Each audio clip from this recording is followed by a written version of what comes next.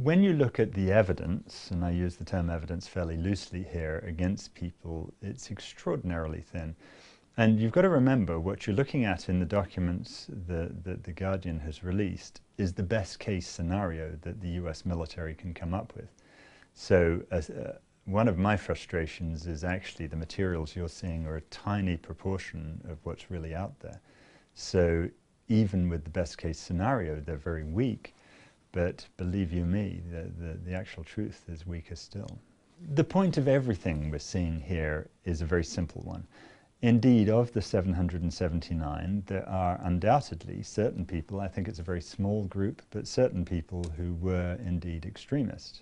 But the vast majority, according to their own records, were not.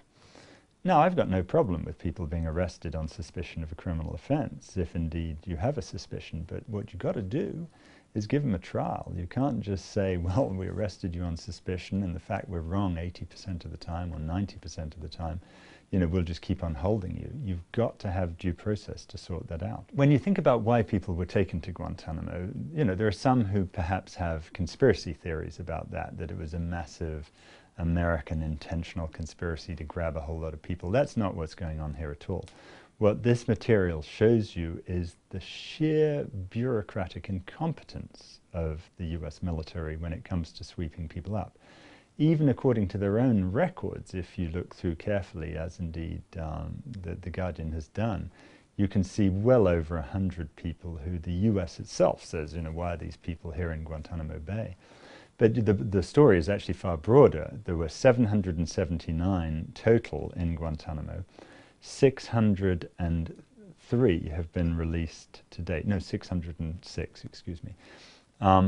Meaning that they've been cleared for release. That means they're no threat to the US or their allies.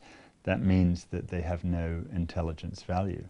So the overwhelming majority, about 80% of them, were long since released.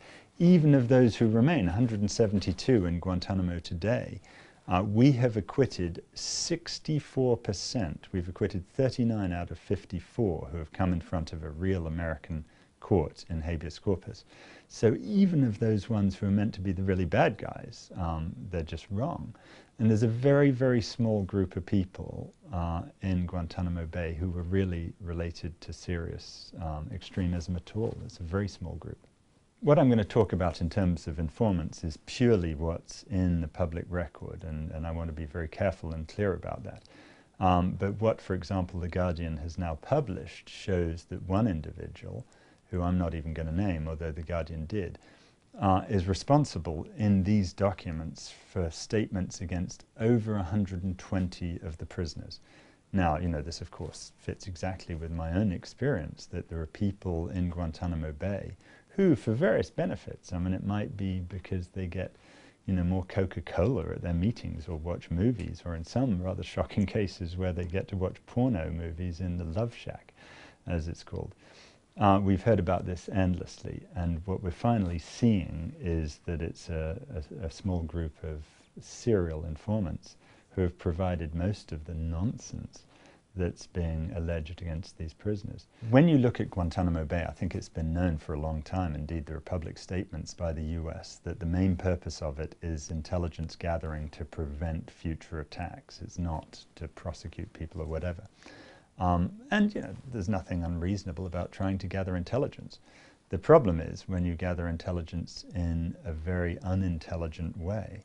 And so if, for example, you sweep people up who are innocent, and it's in these documents, and then you mistreat them horribly, then you're not going to get reliable intelligence. You're going to make yourself a lot of enemies. Whereas there's a good way to do this, and the positive way has been known by intelligence people who are sane for a long time, and that is, if you want intelligence from some poor chap like Jamil al-Harith, who was spending months being abused by the Taliban, and you want to know what can you tell us about Taliban methods, you don't take him to Guantanamo and abuse him. You treat him decently, you recognize that he's been a victim, and then he'll tell you anything you want. And what you'll learn will then be reliable, whereas if you abuse him, you'll get material that's wheat and chaff, and you can't sort the two. There are various lessons we have to take from these files. The first thing you've got to understand is you can't learn the lessons of history if you don't know what that history is. And so these files point to a lot of facts that have previously not been known to other people, even though a small group of us perhaps have known them. And this is vital. You know, until people see how far we went astray, we can't begin to plan to make sure it doesn't happen again.